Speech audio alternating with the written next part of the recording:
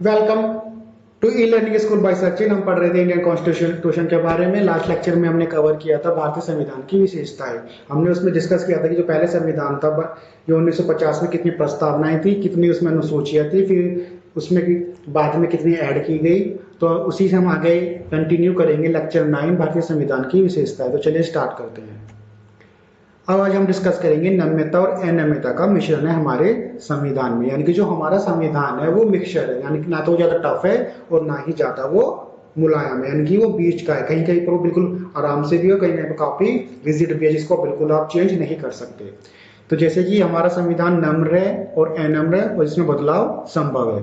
नम्र यानी कि इसमें मुलायम है वो, और अनम्र यानी कि कठोर है। बदलाव संभव यानी कि संशोधन से उसको हम चेंज कर सकते हैं। नम्र मतलब इसको हम आसानी और सरलता से चेंज कर सकते हैं।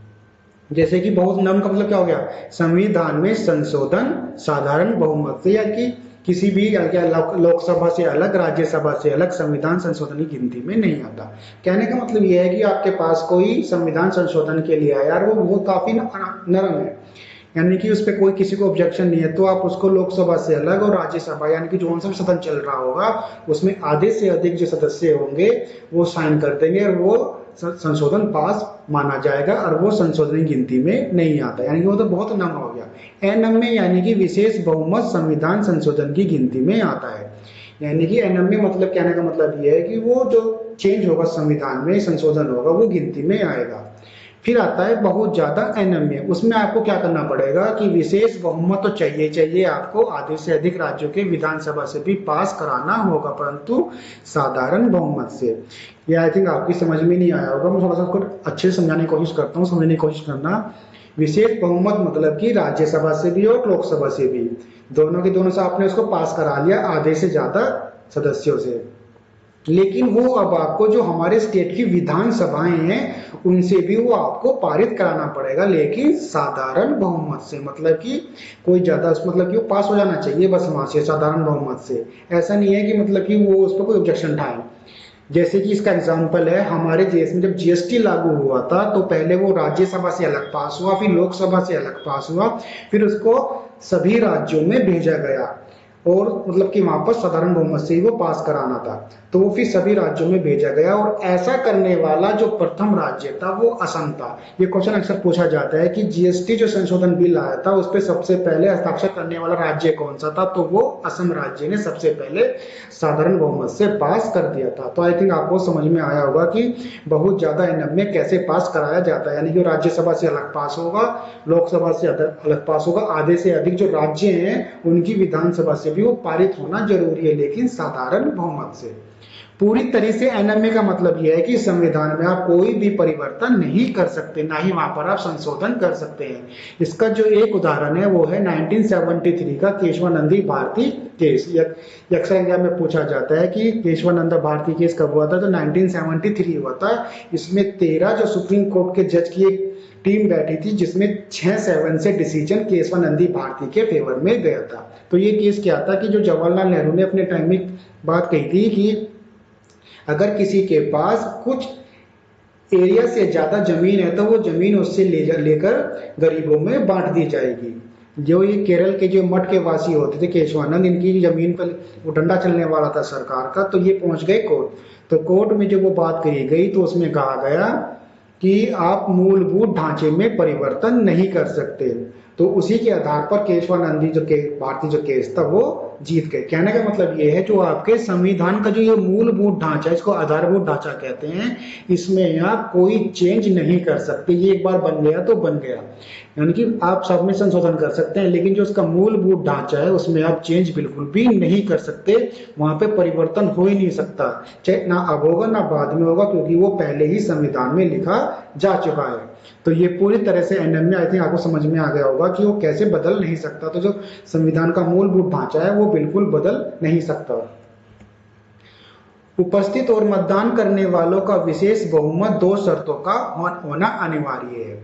सदन के कुल सदस्य संख्या का आधे से अधिक और उपस्थित और मतदान करने वालों का 2/3 होना चाहिए। कहने का मतलब ये है कि जो विशेष बहुमत है कैसे पास होना चाहिए, मतलब कि ये लोकसभा हो गई या ये राज्यसभा हो गई, तो इसके क्या होगा, इसमें क्या होगा कि आधे से अधिक तो मेंबर होने चाहिए, पहले कुल सदन के कुल सदस्य क्या होना चाहिए, आधे से अधिक तो मेंबर होने चाहिए, और उसमें से भी जो वोटिंग करेंगे वो उनमें 2/3 की वोटिंग होनी चाहिए। अगर किसी ने 2/3 वोटिंग कर दी तो अब क्या होगा, वो कानून पास कर दिया जाएगा। विशेष बहुमत इसे कहते हैं। कहने का मतलब यह है कि संसद के दोनों सदन है, इसके पहले तो आधे से अधिक सदस्य चाहिए संसद के अंदर, और फिर उसमें से भी जब 2/3 पारित कर देंगे तो वो कानून पारित हो जाएगा।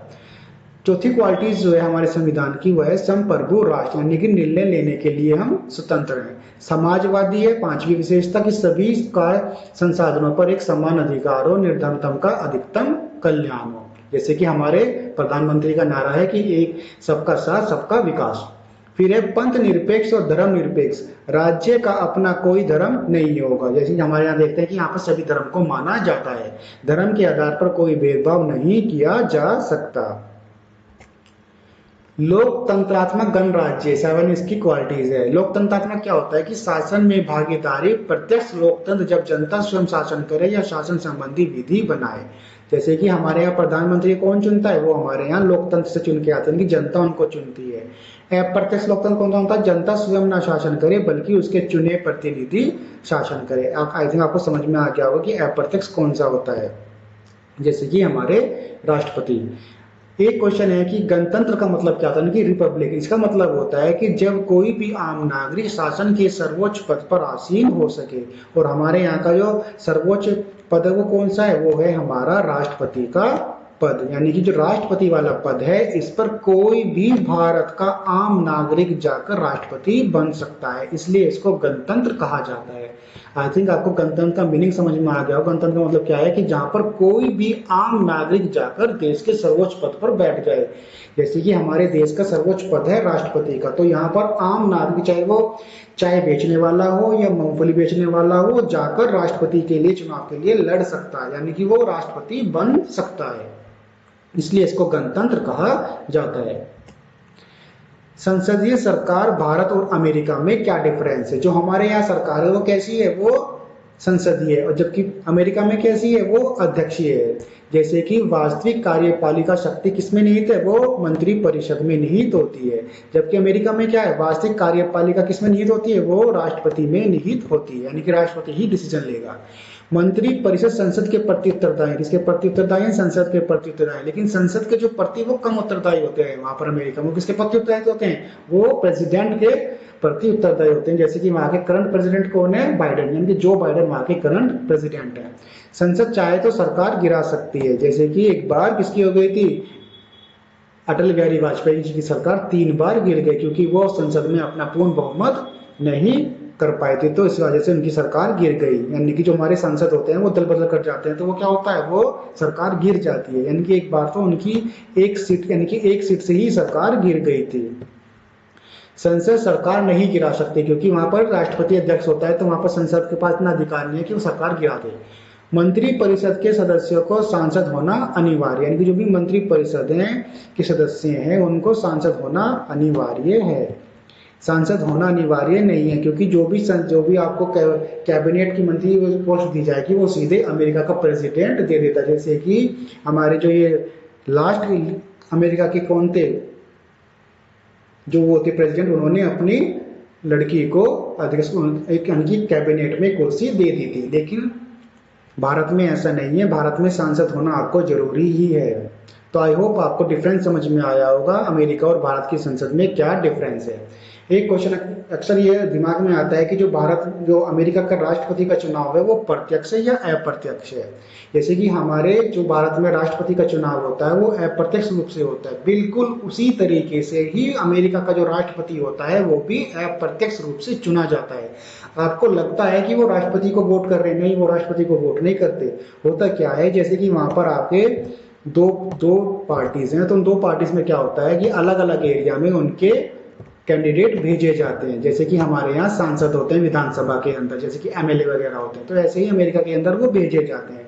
तो ये जाके क्या करते हैं, ये अपनी पार्टी को प्रेसिडेंट करते हैं, तो जो जनता होती है इनको वोट करती है। जैसे कि हमारे यहाँ विधानसभा और विधान परिषद के सदस्य चुने जाते हैं, फिर वो राष्ट्रपति को चुनते हैं।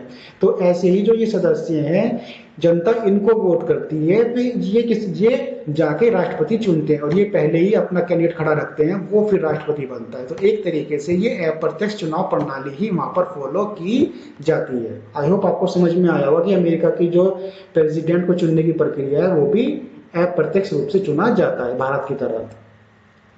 फिर एकल नागरिकता। एकल नागरिकता का मतलब है यहाँ पर एक आपको अंदरूनी नागरिकता मिलेगी, जैसे कि हम उत्तर प्रदेश के निवासी हैं, और फिर हमारी एकल नागरिकता है जैसे कि हम भारतीय हैं। क्या है? हम भारतीय हैं। तो केवल संघ की नागरिकता, और बाहरी कौन सी होती है? केवल एक देश की नागरिकता, यानी कि हम भारत के अलावा किसी दूसरे देश की नागरिकता नहीं धारण कर सकते। हमारे देश में एक ही नागरिकता फॉलो की जाती है। अमेरिका के अंदर दो नागरिकता ले सकते हैं, वहां पर स्टेट की अलग है, यूएसए की अलग है, वहां पर ऐसा कानून फॉलो है, लेकिन भारत के अंदर एकल नागरिकता है। इसका एग्जाम्पल है हमारे जो बॉलीवुड स्टार हैं अक्षय कुमार, उनके पास दो नागरिकता थी, एक भारत की थी और एक उनके पास कनाडा की थी। तो भारत के अंदर जो रूल है, अगर आप यहाँ पर इंडियन सिटीजन के आपके पास क्या है?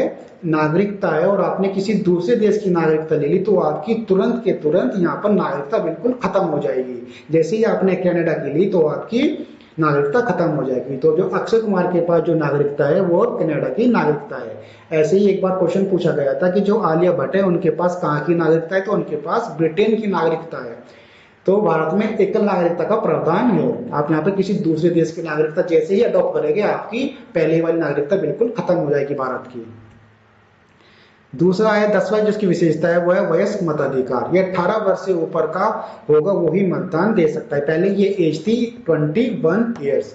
फिर 61वां जो संशोधन हुआ था राजीव गांधी के अंडर में, वो 1989 के दौरान वो 21 से घटाकर उम्र 18 कर दी गई है। एग्जाम में पूछा जाता है कि जो वोटिंग की जो एज घटाकर कौन से संशोधन के तहत की गई थी, तो वो कौन सा था? वो 61वां संशोधन था। मूल अधिकार जो हमारे फंडामेंटल राइट्स जो अमेरिका से लिए गए हैं, वो भाग 3 में और अनुच्छेद 12 से लेकर वो 35 तक डिस्क्राइब है। इनको हम अगले वाले लेक्चर में डिस्कस करेंगे डिटेल में। तो आप फिलहाल इसका याद रखना कि मूल अधिकार किसमें है? वो भाग 3 में है, और अनुच्छेद कितने हैं? 12 से 35 तक उनका डिटेल दी गई है।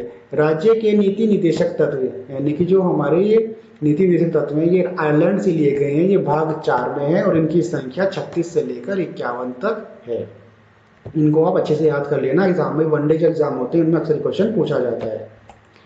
फिर जो हमारी ये मूल कर्तव्य हैं, यानी कि जो हमारी फंडामेंटल ड्यूटीज हैं, ये 22वां जो संशोधन हुआ था उसके अनुसार रशिया से लिए गए थे, यानी कि 4A, अनुच्छेद 51A के तहत इनको जोड़ा गया। तो आप इसको ऐसे भी याद कर सकते हैं कि रशिया से हमने कोई भी संविधान में मतलब अडोप्ट नहीं किया, तो रशिया क्या हो गया? रशिया हमारे से रूस गया, यानी कि वो रूस गया। तो उसे बनाने के लिए हमने क्या किया? हमने मूल कर्तव्य नामक 4A को अडॉप्ट कर लिया। तो ये कहाँ से अडॉप्ट कर लिया? ये रशिया से अडॉप्ट कर लिया। इस शॉर्ट ट्रिक से आपको आई थिंक ये याद हो जाएगा। विधि का शासन कानून एक समान लागू होगा सभी पर। त्रिस्तरीय शासन या विकेंद्रीकृत शासन व्यवस्था यहाँ पर, यानी कि यहाँ पर संघ की भी है, राज्य की भी है, और स्थानीय शासन भी है, ग्राम पंचायत वगैरह। यहाँ पर आपातकालीन व्यवस्था भी है, जो कहाँ से ली गई है? वो जर्मनी के संविधान से ली गई है। होमवर्क क्या? मूल कर्तव्य किस संशोधन के तहत जोड़े गए थे? मूल अधिकार किस भाग में है? राज्य के नीति निषेध अनुच्छेद संख्या कहां से कहां तक है? भारत में कैसी नागरिकता है? Post your answer in comment section. Next lecture देखने के लिए सब्सक्राइब करें ई learning school. Thanks for watching.